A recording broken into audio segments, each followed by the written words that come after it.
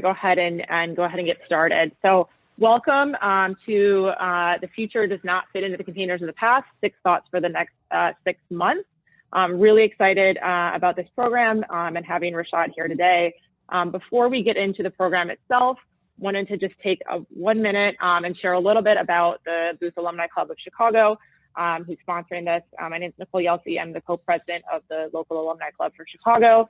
We're a volunteer organization made of alumni, providing a community for continuing educational opportunities, ideas, and relationships between our alumni club, our alumni members, and the Chicago community. It's been wonderful. One of the silver linings of COVID is really extending that, and there's registrants from 16 different countries on this event itself, which is fantastic.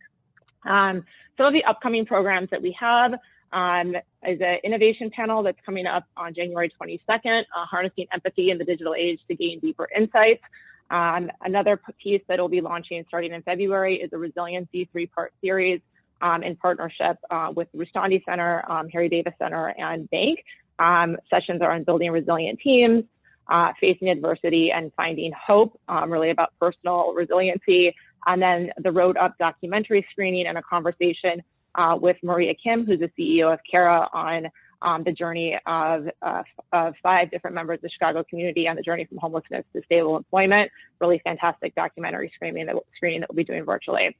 Additionally, we do monthly happy hours, coffee chats, and coffee chats that are now virtual. I had our first virtual happy hour yesterday evening, and we do quarterly coffee chats, often partnering with other MBA alumni groups in the area, as well as Chicago Booth Angels launched last year to great success, and they have the first pitch event of the year on April 8th. And you can always find out more at the link at the bottom on our LinkedIn page, if it particularly is a great asset. So with that, again, really excited for this event. Wanted to introduce just a quick introduction of Rishad Tobaccowala. We're really lucky to have him. He's an alumni himself. He's an author, advisor, speaker, works very closely with leaders and CEOs of people all over the world.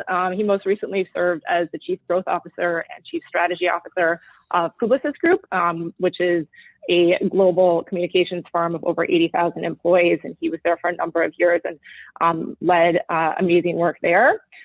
Numerous awards, including Business Week, named him one of the top business leaders for his work on innovation and really pioneering innovation at Publicis Group. And then additionally, he still works as an advisor there, but he went out on his own, wrote a book called Restoring the Soul of Business, Being Human in the Age of Data, which I'd highly recommend, as well as a weekly free newsletter. I think Caroline's going to put these in the chat as well for links. Again, highly recommend that. It's an easy and interesting read, but it's super timely, it's super relevant. And even his book, he wrote it before COVID hit, but I think the experience over the past year has just made it even more timely and relevant. So highly recommend. With that, Rishad, I'll pass it over to you. Oh, and the last piece, sorry, there's a Q&A button at the bottom. Feel free to submit. I know we had some questions submitted ahead of time. I'm happy to take that throughout as well, and I'll be passing those on as he's speaking. Perfect. Thank you very much. Thank you for everybody who attended. Thank you, Nicole, for inviting me. So I'm going to speak for the next 30 or 35 minutes, and then hopefully there'll be a lot of Q&A. And as you'll have questions, please put them into chat, and Nicole will curate them. So I would like to basically start with noting that these 6 thoughts for the next 6 months are also likely to remain relevant and resonate for the next 6 years. So I'm not making suggestions that will sort of have a half-life of 3 months and then be done in 6 months. So the first thought for the next 6 months and for the next 6 years is try not to use the word new normal, because I truly believe there is going to be no new normal. If you insist on using a word, I would call it the new strange versus the new normal. And why do I believe so? This is for 3 reasons.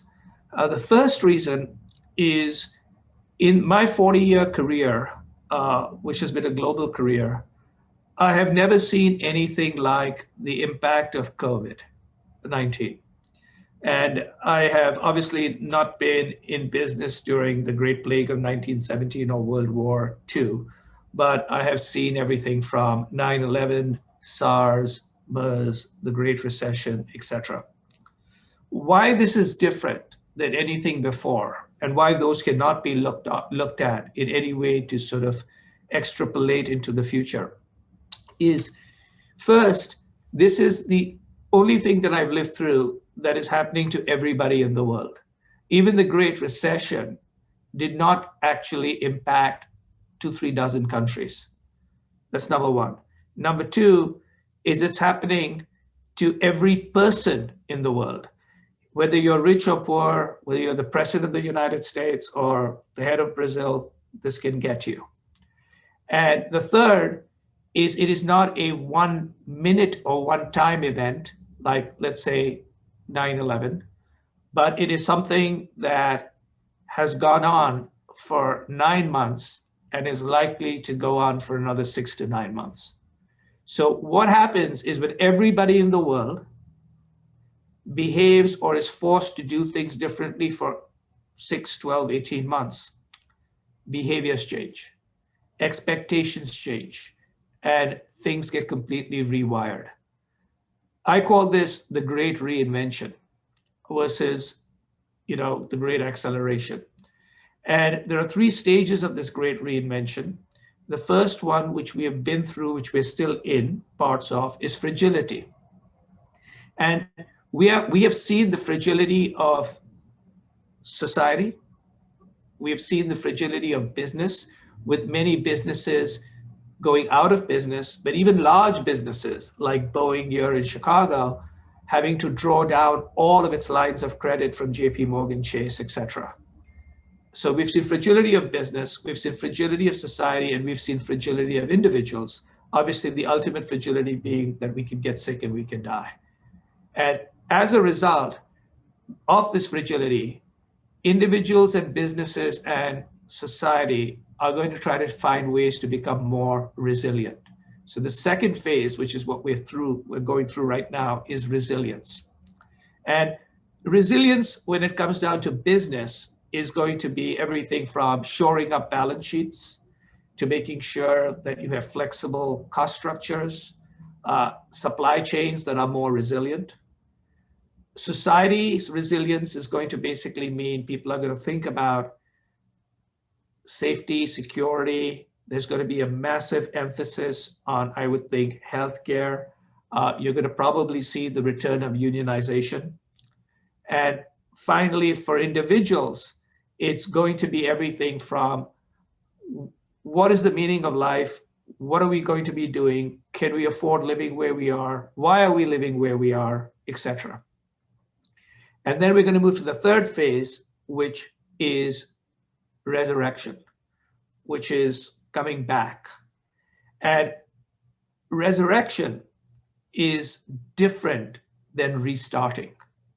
I hear the words new normal and restarting, and my belief is new strange and starting, not restarting, starting anew.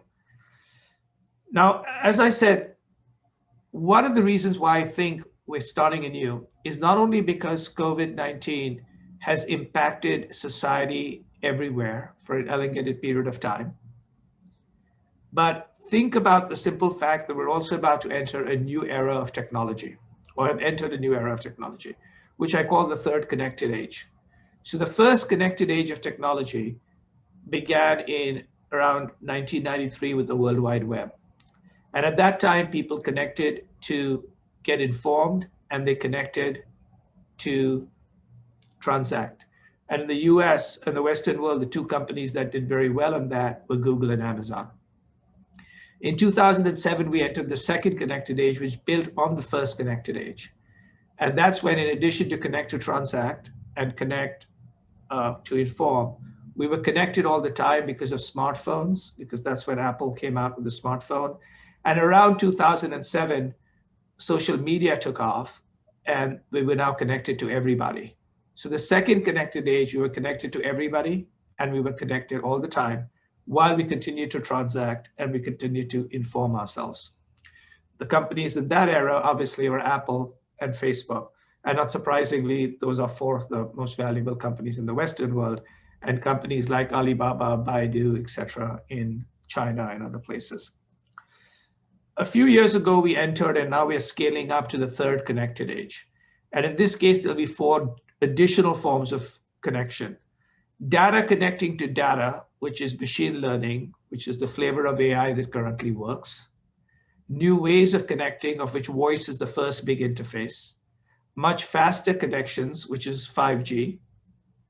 And finally, and as importantly, connecting constantly to the new God in the sky called the cloud. And most of us have a third connected age device in our homes. So if you have a Google Home or an Amazon Echo, you use voice as an interface. It uses machine learning to understand what's going on. It's connected to the cloud. The only thing is it's connected using broadband, but soon it'll be connected using 5G. And 5G, when it works, in the places where it works best, at its peak, it basically will be 4 gigabytes a second, which is 4 times faster than Google Fiber in someone's home.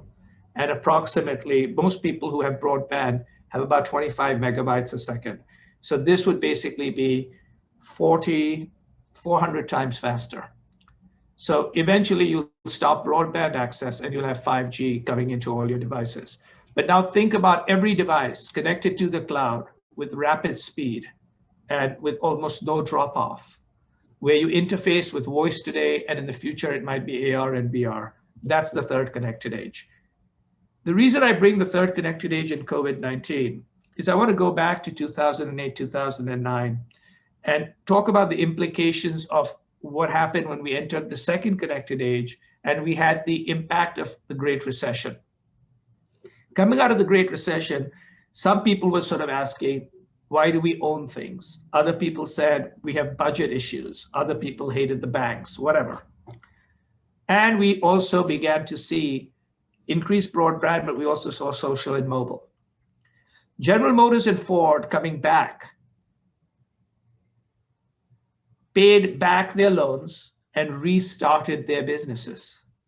What they missed, born then in 2009, 2010, were Uber and Tesla.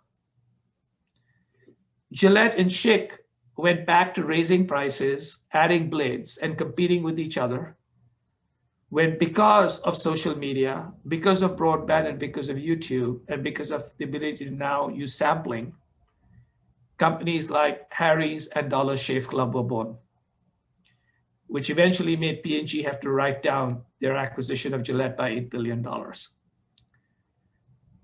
We have now got a massive new mindset because of COVID-19 and a new technology capability. So every company should basically, and every individual should think about how do they start businesses again, keeping only 3 things in mind. The first thing that they need to keep in mind is, what do they expect their customers or consumers to keep doing, start doing, and stop doing?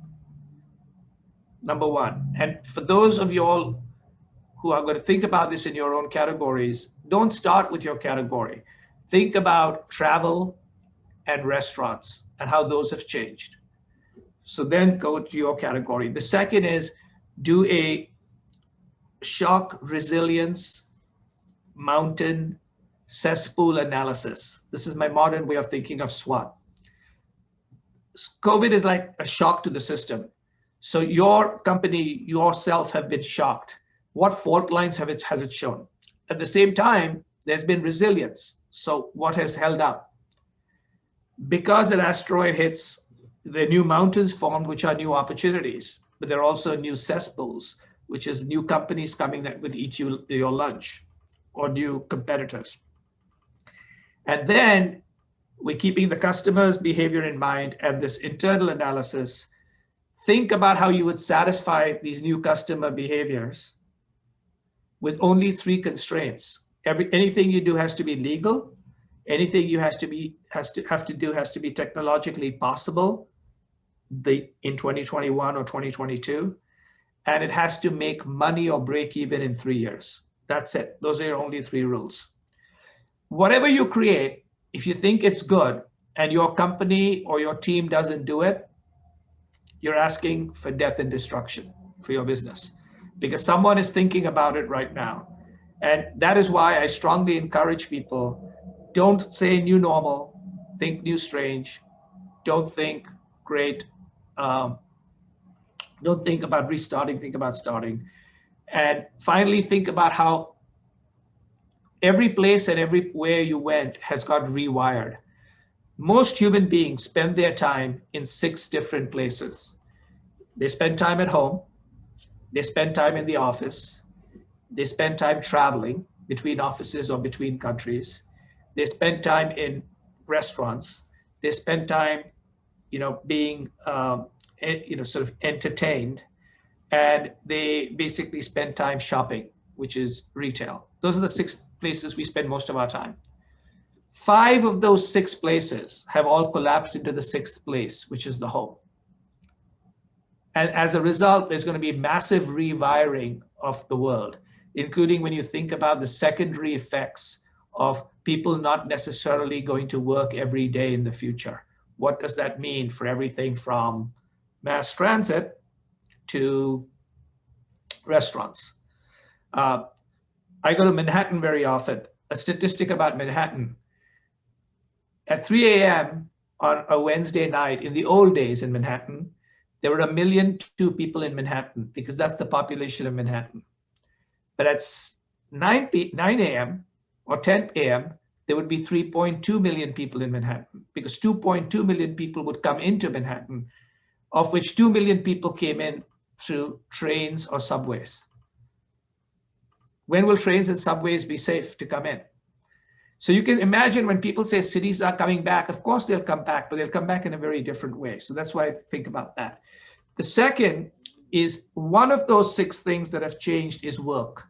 So I believe the future of work is changed completely. And there are 3 reasons for it. First is, I believe every single individual is going to be a gig worker. Everybody is going to have a gig job. And you might say, okay, the guy's drunk too much. I haven't. I'm just drinking water from an old GSP glass. Okay. If you're working in consulting, if you work in McKinsey or Bain, or you work in Hollywood, you actually are a gig worker. You basically work from project to project. It just so happens that your gig is longer and you get better benefits. But we basically are going to be all working as gig workers. And there's going to be a reason for that. One is because every company has recognized that companies that have massive market cap have variable costs, not variable revenue, but they can keep their costs going up and down. It's the reason why Uber could still have a very high stock price besides going to Uber Eats, because they did not carry all the costs of the drivers and the cars. So people are going to try to make variable costs. And guess what? Labor happens to be a variable cost. Second is the reaggregation of companies. What most businesses and boards have realized is they can now reaggregate their company globally post-COVID. They can get some of the best talent in the world working in different ways in different places, plug and play. And the third is everybody is going to probably want to have both lower costs and flexibility. And they're also beginning to realize the world is moving so fast that the half-life of someone's skills are diminishing really fast. All of that basically means that we are going to basically be gig workers. That's one reason. The second is, besides gig workers, the future of work is going to change on simply how work is done. To a great extent, work is going to increasingly be infused with data and infused with instrumentation. And we're going to basically be measured in various ways. And there are all kinds of strange measurement devices that are being launched, including something called Megatron by Amazon.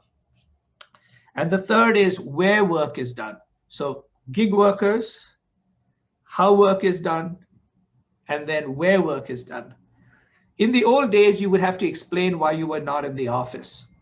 And you'd say, someone's ill, I'm on vacation, I'm waiting for Comcast. Today, you're going to have to explain, why do you need to be in the office? Why do you need to be in the office?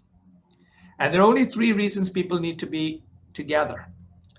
1, because the work they do requires particular equipment. So if you need to be in a foundry, a forge, a dentist, you have to be there. The second is because of training. And the third is for collaboration and relationships. But that doesn't require that much time in the office. So the reality of it is, it's unlikely that people who don't have to work specifically because they're working on a foundry or a dentist's place or something like that are going to basically be in offices for less than 25 to 30% of their time, if that. And what are the implications of that? So where work is done, how work is done, and the fact that we're a gig worker means the future of work changes. So that's the second key thing. So one is, think about no new normal, new strange. Second, think about the future of work changing. So what should we all do? I believe we should all spend time building new skills. And one of the new skills we should be building is screen skills. However much we hate Zoom, however much we hate Teams, or however much we hate Google Meet or WebEx, a lot of your career in the future is going to be across screens, 30, 40, 50%. And there are some particular skill sets that you have to grow. Now, as was mentioned by Nicole, people thought I knew about COVID because every chapter in my book addresses things like we are living in. And I didn't know about COVID, I just knew where technology was going to take us. And this has just accelerated us. So one of the chapters in my book is how to manage work in distributed workplaces. Not remote, but distributed workplaces. And there's a human thing on screen skills, which actually has got nothing to do with making sure that you've got the right camera and the right backlot and you basically have Botox treatment. None of that. The real thing that you need to basically do is, how can you be generous and give versus take, which is number one. How can you have empathy, and how can you basically deliver energy? These are some very interesting things with screen skills that you can either both read in my free, you don't have to buy my book if you can't afford $15, but my free weekly thing, which is now read by about 7,000 executives, talks about how those are some of the things you can do. And these are stuff that I've studied over the last 2-3 years. So that's one thing.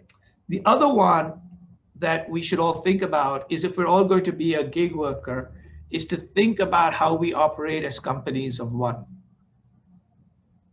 I truly believe that whether you're an individual, you're working in a small startup, or you're working like I did in an 80,000 person global company or even larger, success in the future is based on you operating as a company of one, which is you are responsible for building your skill set. You are responsible for building your brand. You are responsible for making sure that the first page of Google shows up well for you, because your resume is not what's on your hard drive. It may not even be your well-curated LinkedIn profile. It's what shows up on the first page of Google. And I worked on making sure that the first page of Google, and I don't hire anybody. I don't hire Reputation.com or some SEM, SEO operator. You can manage the first page of Google by very quickly being active on LinkedIn, active on Twitter, writing a blog or going on a Substack, clicking on an article that you particularly like that shows you in good light again and again, right? And lo and behold, your days of being an axe murderer goes to page 2, and you actually manage Google page 1. But if you aren't thinking about, and you're expecting that your career is dependent on somebody else, that some company is going to look after you, no. The more you are a company of one, the more you are building modern skill sets, the more likely it is that you will continue to stay in the place you currently work. I'm all for loyalty. I stayed in the same company for 38 years. But that's because I kept building new skills, or at least I pretended to other people that at least had new skills. It's very, very important to operate as a company of one. The fifth, which is odd, is have a mindset that all you need is less. One of the biggest mistakes we think is we need more, and we often price ourselves out of our dreams. I've done a lot of research with senior executives, and I work with a lot of boards, and I have been talking to a lot of professors, including at Northwestern. Yes, I'm naming them, and a couple of other universities, who also do consulting and research. I don't do consulting, I do advisory, but they do coaching. And the biggest shift that has happened over the last 6-7 months with senior executives is, instead of focusing on becoming the CEO or a promotion, they want to think about how they do more meaningful work and how they do more purposeful work. Because part of what COVID has done is it has made us realize that the meaning of life is that it ends. And then how do you think differently? Which is why many organizations are beginning to realize that, like never before, purpose and values matter, especially with the next generation and the generation above them. When the Black Lives Matter protest happened, one of the reasons so many companies for a month or two stopped advertising on Facebook and other places is not because the CMO wanted to do it. It wasn't even because the board wanted to do it. It's because hundreds of employees, especially the next generation, basically said, what's the use of you talking about purpose and values if you can't stand up now? And I do believe that there is a new ESG in addition to the current ESG. The current ESG, which continues to be important, is E for environment, S for social, and G for government or governance. So E for environment, S for social, G for governance. The new ESG, which builds on that, those are still important, is E is employee, S is society, and G is government. What do I mean by that? If you cannot look after your employees, don't talk to me about your purpose and values. If you aren't thinking about the negative impacts on society on what you do, don't talk to me about purpose and values. And if you refuse to pay taxes or support government, that's a problem. It's one of the reasons why a company I completely love as a consumer, Amazon, is a company I question as a citizen, Amazon. When you basically do not look after your warehouse workers, where there are pretty interesting impacts on society, including competition, and you pay almost no goddamn taxes, that's a problem. And so those are going to be things that people are going to basically be coming up with as we move into the future. And one of the ways to avoid that is all you need is less.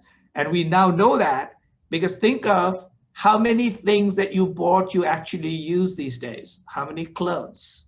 How many different things, right? All you need is less.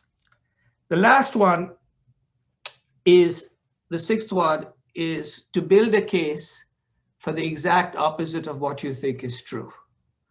So whenever you are making a recommendation or when you're thinking about something, try to build a case for the exact opposite of what you think is true. And there are two reasons I suggest it.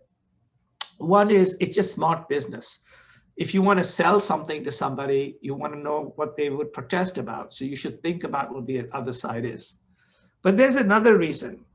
And that reason is modern media, which you now see, by the way, in the United States political and other issues. So modern media is algorithmic, and it basically is built to engage and built to enrage. It is customized to every individual. And most of you all know this. Your Netflix queue, your Netflix page, your Facebook page, your Twitter page, your Google home page, everything is customized to you. And as a result, you only get information that makes you feel good and supports what you believe, which adds to the polarization that we're seeing all over the world, because you are not seeing anything else or hearing anything else. And you basically, in a world of multiple choices, we are basically closing our minds in many ways. So doing this helps.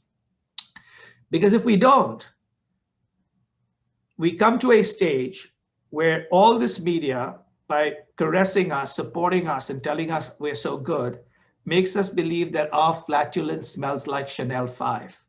Nobody's flatulence smells like Chanel 5. And this is where we've ended up, which is we no longer are tethered to what is actually happening. We have quarantined from reality.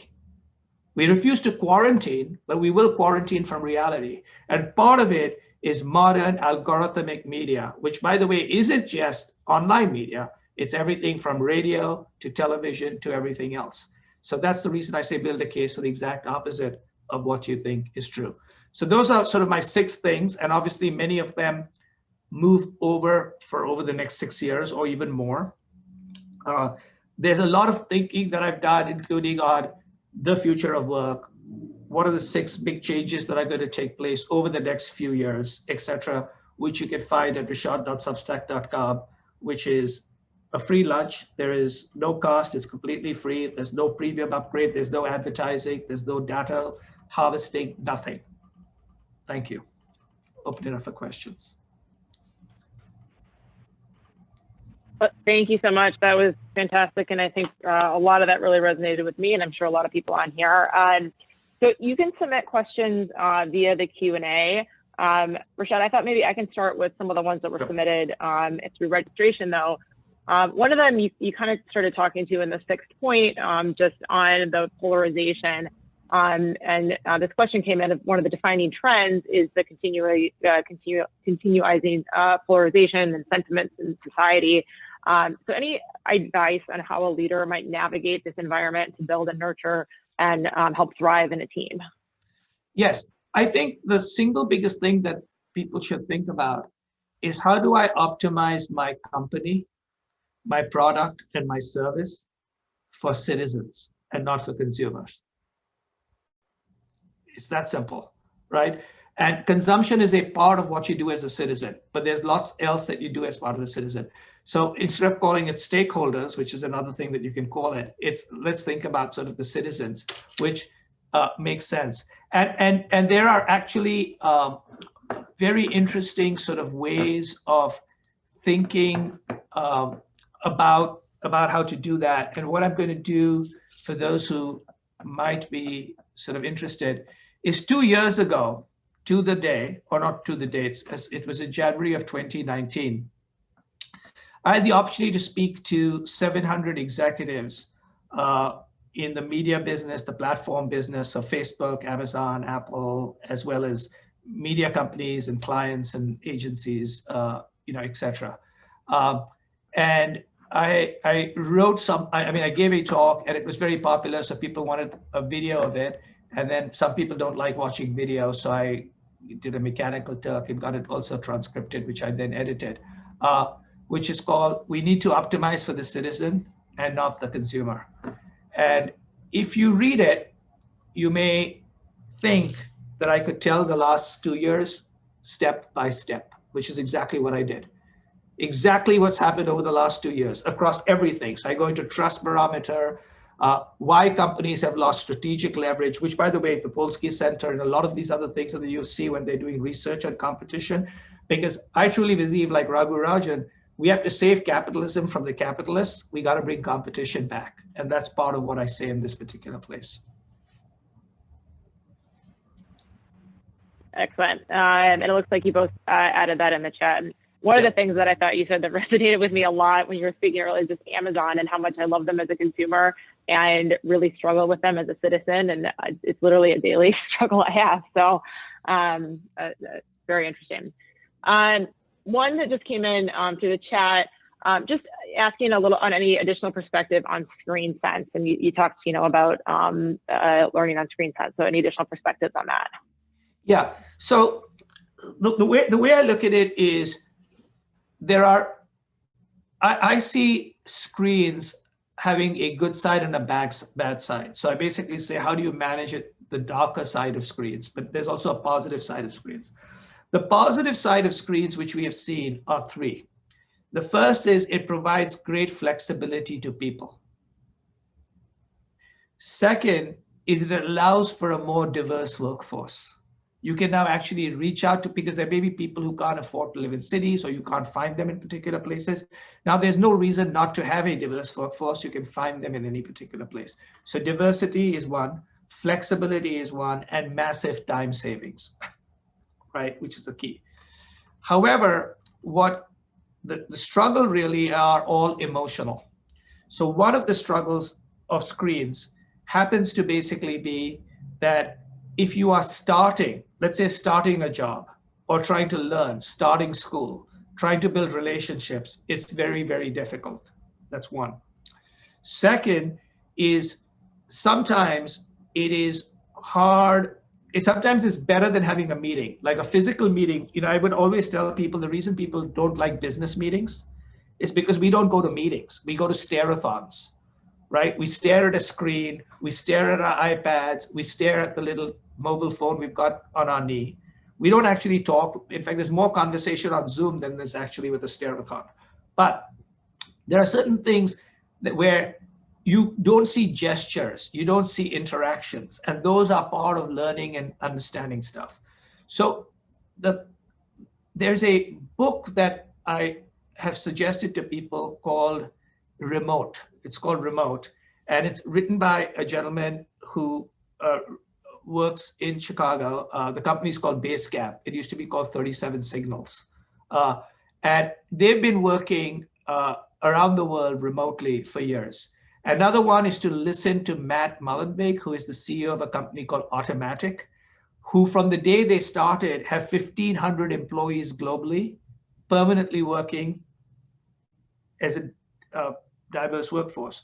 You have 3 or 4 things that they do. While everybody works from home, every quarter, they all come together.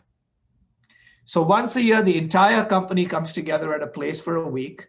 And otherwise, every team gathers together 1 week a quarter. And the team decides where they gather. So they actually figure out how to go to Hawaii and gather because it may be out of season. So what they basically have is they have the best of getting together as teams 4 times a year. And then the rest of the time, they can then basically use screens. So those are some of the things, but the book is called Remote.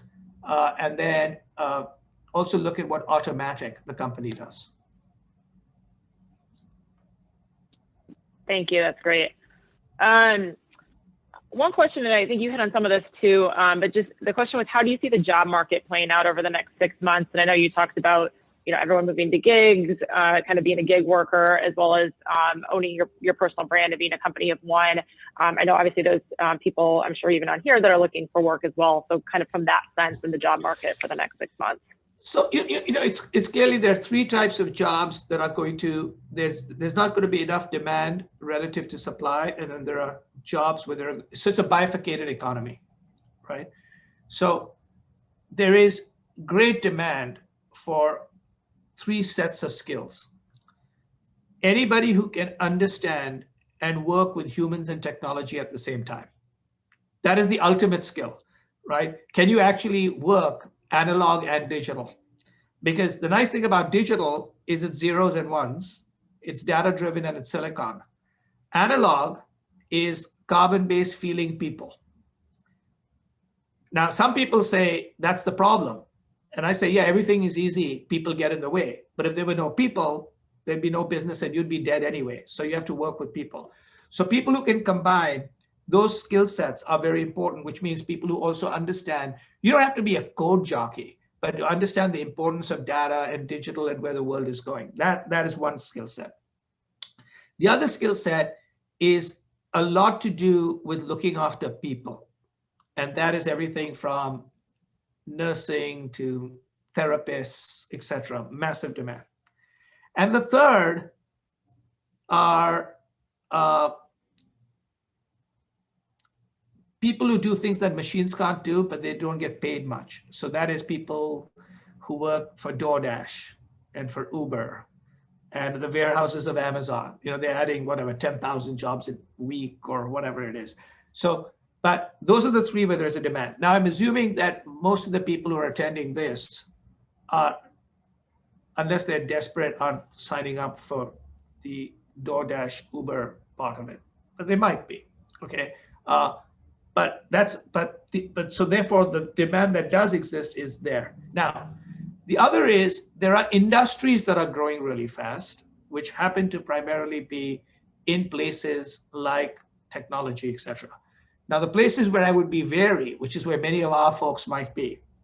So I wrote something called a river of change, which has been very popular in boardrooms, where I just say, here are the 6 things that are going to happen in the future, which is the next year or two.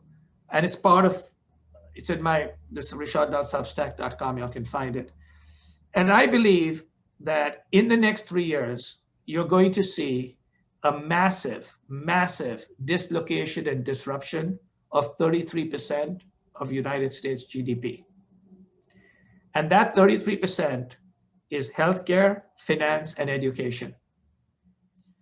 And I'll say this as someone who studied finance at the University of Chicago, and I sometimes ask myself, how could JP Morgan Chase value WeWork at $60 billion, and then 6 months later it was valued $3 billion, right? Why do we need, in the world that we live in, of Square and Lemonade and everything else, all this massive infrastructure that basically takes up 8 to 9% of GDP, but doesn't do any better than an ETF, right? So finance, the world of technology is coming for you like you've never seen. So that's number one. Healthcare, 18% of GDP. And then for every single person, which also, by the way, includes the University of Chicago, but everybody whose kids have gone to school, we have now seen what education is. And a lot of people wonder how the hell education is the way it is. So I would expect that the big jobs are in the disruptors of those 3 areas, and the job losses are going to happen in the incumbents of those 3 areas. So try to be on the disruptive side, even if it's in your own company, then be on the incumbent side. Yeah, makes a lot of sense. One question, going back to the discussion on Amazon, I'm curious to hear on any perspective on how to fix the Amazon problem, both in controlling the market and just in being a good corporate citizen, and kind of whose responsibility, and is there a responsibility of the government internally? Your perspective on that. So as we know, for the last 15 years, the FTC and the FCC went to sleep, right? They're like Rip Van Winkle. They went absolutely to sleep. Anybody with half a brain would never have approved the Instagram, and definitely would never have approved the WhatsApp stuff. So on Amazon specifically, I think this is what will happen. I anticipate that Jeff Bezos will self-amputate rather than being amputated, okay? He will spin off Amazon Web Services, which will become the most valuable company in the world, because that's where all the money is and that's all the scale. And it actually benefits because a lot of people use Azure and use Google Cloud. And I know there's IBM and Oracle Cloud, but that's not real, right? I mean, they're real, but they're not really scaled, because they're worried about Amazon getting into everybody's business, while Microsoft doesn't want to get into everybody's business. So Amazon Web Services would be number one. Number two is people have to really basically try to understand, why is it that they are utilizing their marketplace to do research to create competitive products? Because the way I look at it, Amazon owns the following things. They own the marketplace. They own the search that goes into the marketplace, because the number one search for e-commerce is no longer Google, it's Amazon, right? So where you search, it's Amazon. The marketplace is Amazon. The data is Amazon. And you and I love Amazon as consumers, so they own the consumer relationship. So anybody who markets on Amazon eventually becomes nothing but a factory. And you know how much money Apple makes relative to Foxconn. Foxconn makes the stuff, but Apple makes the money, right? And so that's this fundamental thing, that there's one of the most amazing things is a lot of the economics that I learned at Chicago, half of it doesn't make sense in a modern network digital age.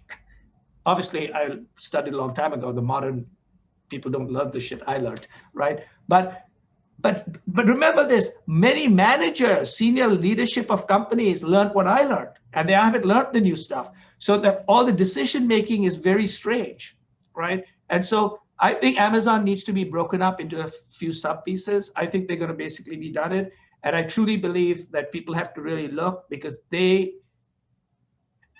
could eventually take over a whole bunch of stuff. And by the way, the same thing, I believe that Google should be broken up into 4 pieces. Chrome should be 1 piece. YouTube should be 1 piece, and the ad stack should be a different piece than search. Definitely a great perspective, and good reasoning for why it's important to always be learning and continuing education, even after your MBA. So, going back a little bit to the job market, a question that came in kind of as a follow-up: how do the job changes integrate with unions and kind of the people care employment in addition to healthcare? So, I believe that one of the big issues and one of the reasons. There are 3 reasons. Obviously, we have 3 big problems in the United States. One problem is the breakdown of trust, right? Which I mentioned in great detail 2 years ago, and the recent Edelman study basically shows that right now the most trusted people are actually business executives. People don't trust media, they don't trust government, etc. There's a breakdown of trust. The second big challenge, in many ways, is polarization. And the third big challenge is inequality. And driving inequality, parts of it is the lack of ability to educate people. So you have to basically, unless you're rich, and most of these schools are nothing but citation mills, right? And so there's that. There is the inequality or the returns to scale of modern technology. Remember, Instagram was worth more than Kodak when Facebook bought Instagram, but Instagram had 15 employees. And so what happens is the return of economic scale is another reason where these jobs can disappear because machines can do stuff. And I remind people, if you drive now through the highways of America, there's no toll booth people, or fewer and fewer, all that's going. So that's the second. But the third is the reality that people are avoiding taxes. And we have made unions intensely weak. So in effect, labor has no voice. And by the way, there are countries and companies, I'm not necessarily saying labor has to be on the board like they're in Germany and other places like that, but you can't basically say that labor is useless. And therefore, I think unions are going to come back, and they were going to come back regardless of who was going to be the president, because we're at a place that it basically makes sense. And everyone's like really happy at $15 an hour. I've tried this. Try living on $15 an hour. It's like, oh, we're going to go to, which by the way is twice what minimum wage is. So in effect, what we basically have is the strangest thing where there are millions of people who work for Amazon who are on food stamps, right? And then the CEO says, I'm going to give $1 billion to education. Idiot, if you pay taxes, there'd be $50 billion to education. That's why I think the sense of fair play and that something is completely stupid. And my basic belief, my real hope is the generations below. Because when I talk to the young folks, right, people who are in their 20s and 30s, and there are also older folks, but a lot of 20s and 30s, they have begun to understand this, and there's a new world coming. Definitely, and they're putting pressure on it. I agree. So kind of changing, another question came in. How did you decide on your time frame for change as 6 months or 6 years or 6.5 years? And the note that it seems similar to the idea that brain cells die and replaced every 7 years. Yes. So the reason basically is the way I look at it is the biggest changes take place over generations, and a generation tends to be about 16 years. So you see shifts happening in generations.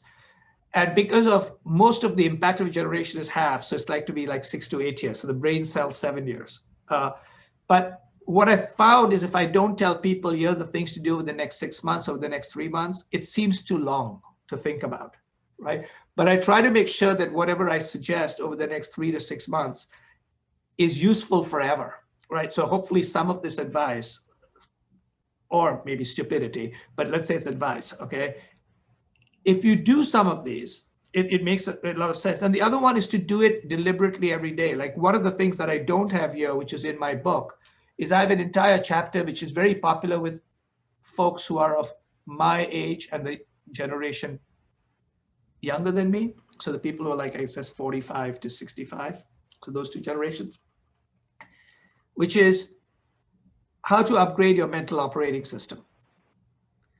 Because what we have forgotten is we spend a lot of time thinking about how to upgrade our physical operating system. What do we eat? Do we exercise, right? But we don't spend enough time thinking about our mental operating systems. And when we think about the fact that every year our phones get new operating systems, right? Every 3-4 years, our computers get new operating systems. Why are we not improving our own operating systems? And there is a way to upgrade your mental operating system. And it's very simple. Number one, you just spend 1 hour every day learning new things. Number two, you read about and practice deliberate practice, which is goals and continuous improvement. So as I tell people, the most powerful words there's a more powerful phrase than will you have fries with that, which is the most powerful phrase in the world, right? Will you have fries with that? That's how McDonald's made its money. But more powerful, and this is what I learned in Chicago, were 2 words called compound interest, right? Even more powerful than will you have fries with that and compound interest is compound improvement. And that is improve every single day, or at least as many times as possible. So I think really building on that, there's a question that came in, you referenced it before too, for those of us who learned the old economic models, do you have any recommendations on good resources to modernize frameworks? Yes. So there are three places I would go. One of them is free, one of them is, and 2 of them are almost free, though you can try them. So the one that's free is a site called The Markup. It's called THE, The Markup, MARKUP. It's run by a bunch of people, one of whom was Julia Angwin, who used to work for the Wall Street Journal. She's won the Pulitzer Prize. And she basically does data-driven storytelling and data-driven investigation. So a lot of her thinking and her work informed the FTC case against Amazon, okay, among other things. But she shows how she does stuff and what she does. And just by reading her, it makes you ask questions, and then she points you to links. So that's one. A person who is very, very good is a gentleman called Ben Thompson. He sits in Taiwan, and he runs a newsletter called The Stratchery, STARATCHERY. I think you can get a couple of issues for free, but he writes almost 2-3 times a week. It costs $100 for the year. So it's not very expensive, but it's not free. So the Stratchery is another one that I would basically sort of look at. And the third thing that I would basically do to keep building and knowing your skill sets is to potentially go to any, what I would say, technology that you are not familiar with or you want to play around with and try to use it. So what I tried to explain to people was I started, when social media came out, I was a very senior executive in my company. And people were basically saying, and I was almost 50 years old, right? And people were saying like, okay, you've read about it. Why are you like figuring out this Twitter and LinkedIn and Facebook? And I said, the only way I can learn is by doing. I can't like read about it. And then they said, yeah, but you'll be retired before these things scale. Well, they're the biggest companies and I'm still working. And they, by the way, have been forcibly retired because they did not keep up. And so part of it is you have to use skill sets. And one of the key things is the reason I started the Substack is because I began to see the best writers, or not best, some of the writers I really liked were leaving newspapers and magazines and other places, online sites, and starting something called their Substack. So I said, what the hell is that? So I went and investigated and I said, okay, I better start one of mine just to learn how it works. And as a result, it actually has become a fantastic conduit every Sunday morning into 5,000 executives' homes, right? But it's because I learned and I thought about it. And so that's the other thing is if there's something that's investigation, get a mentor, right? Today you've got time, sign up for a masterclass, right? There's an opencourse.org where there's a whole bunch of stuff. Every major university has stuff. But to a great extent, there's only so much that can be done, right? To you have to go to the spoon in order to be fed. The spoon was not going to come to feed you. Excellent. There was a request to repeat the resources. We'll try and follow up with them after this, Sure. if that's all right. So yeah, so it's basically the quick resources are the markup, which is a free online site. Stratchery, so it's STRATCHERY, but look at the guy, his name is Ben Thompson. Ben Thompson. And then the third is just to basically do stuff, right? Which basically makes sense. Or if anything this interests you, try it, right? Try stuff on Twitter, or try stuff on anything else. I'll tell you one resource. I'll give you a free resource. You don't have to follow me on Twitter, but here's a resource, which I use to keep myself educated. So if you go to @Rishad, so see early adopter on Twitter, right? So it's @Rishad. So you go to my @Rishad. If you want to follow me, that's fine, but that's not important. What it is look at something called lists. I have a set of lists. And I've made a list of some of the best writers and thinkers in 6 or 7 different areas. One of them happens to be markets, if you're interested in markets. One happens to be technology. One happens to be arts. One happens to be the best journalists. And I fire them up, and I basically have the world's best thinkers working for me. I have one thing called Brain Food, which is a whole bunch of professors. And that's all free. You just go look at it. And you can subscribe to the list, and it'll show up in your thing. Awesome. So we have a couple more questions here, and unfortunately, we're not going to have time to get through all of them. So I'm going to try and hit just 2 more here. The first one here is, could you talk about how you see changes in how we spend our free time? Gaming is soaring, streaming. Are these trends likely to stay up? Or what are your thoughts on entertainment and how we spend our free time? Yeah, I believe that we're going to basically spend, even post-vaccination, which might be Labor Day, right? I think we're going to spend, it's not that we aren't going to go to the movies and we aren't going to go to restaurants and everything else, but I believe we are going to spend more and more of our entertainment time in streaming. And all of that is a small part of which is the really big industry, which is gaming. You know, gaming is bigger than every industry excepting the cable industry combined. And that's basically growing, including online gaming. And we're also going to increasingly see more of our time happening on the mobile phone, because it's going to have 5G on it. So which basically means you can download a full movie in 7 seconds. So I see that. And you know, follow your own behavior. It is, and there'll be some places. So for instance, I expect we will travel more for ourselves and we will travel less on business. You know, those are going to be some of the changes that will happen. Excellent. So I know we're at time. I'm going to leave with one last question. Sure. All in all, are you positive or fearful of the upcoming 3 years globally, USA, Europe, Asia, and globally? So I am very optimistic, and I am very optimistic for the following reasons. I'm very optimistic because if you look, whether it's Hans Rosling or, you know, read a whole bunch of books on humanocracy or Enlightenment now, over time, life always gets better. And I remind people we're not perfect, right? Under no circumstances. But if you were a person of color, if you were a woman, if you were whatever, if you were sick, where you are today versus 10 years ago, you are better off. It's nowhere close to where you need to be or anybody needs to be, but you're better off. So I also believe that what we're now seeing, including with some of the stuff that we're seeing politically, is the last dying cries of a dying age. So I've always basically believed when you have to shout and burn things, you've already lost the argument.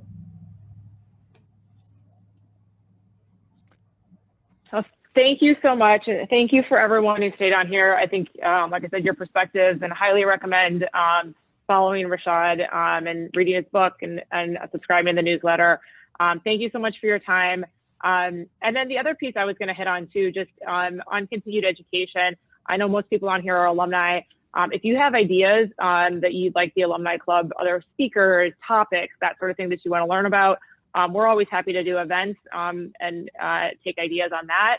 As well as the school, there are back to booth, executive education. Some of the professors in this virtual world have started doing various master classes specifically for alumni. So just make sure that you stay engaged with the school, and always continue to opportunities to continue to learn through the school as well. So thank you, Rishad. Thank you so much. Thank you. Thank you, everybody. Everyone, for joining. Bye-bye.